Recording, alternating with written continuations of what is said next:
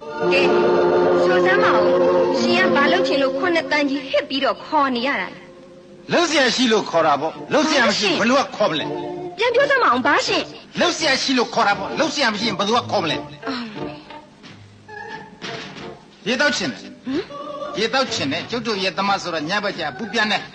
အခါနဲ့မှတောက်ရည်အိုးလည်းမရှိပါလား ရေတောက်ချင်ကိုဟာကိုဆင်းပြီးတော့တောက်ပါလား ဟာဒီလိုတော့မတရားမပြောနဲ့ကျုပ်ကရေသမားပဲအမတန်ယွန်းတတ်တာ မဲလီ ရေကိုစစ်ထားတဲ့ရေဘိုးကလွဲလို့တခြားရေကိုမတောက်တတ်ဘူး လီလီလီ ဘုံမရေဆိုတာစိတ်တော်မကူဘူး အမလီ အေးလေခပ်ပေးပေါ့ဗျာမခပ်ပေးလေနေပေါ့ကျုပ်ကအခုလိုရောင်းဆောင်ရတာမောလာပါပြီမနေတော့ဘူးဗျာမနေတော့ဘူး အိုးခုမှဖြစ်လို့ဖြစ်ပါမလားရှင်အစတွေကဒီအလုပ်ကို ကျုပ်ကဖြက်ရှင်လို့ဖြက်တာမှမဟုတ်ပဲရှုပ်တယ်ဗျာကျုပ်မလုပ်တော့ဘူးဗျာသွားမယ်ဒါမဲ့ခင်ဗျတိုက်တဲ့ရေပလင်းတွေတန်ဖို့ပြောပါကျုပ်ပေးမယ်ဘူး အိုးဒီလိုတော့မလုပ်လိုက်ပါနဲ့ကိုမောင်မောင်ရေဟိုရေတောက်ချင်ရင်လေကျမသွားပြီးတော့ခတ်ပေးပါမယ် ဒါပေါ့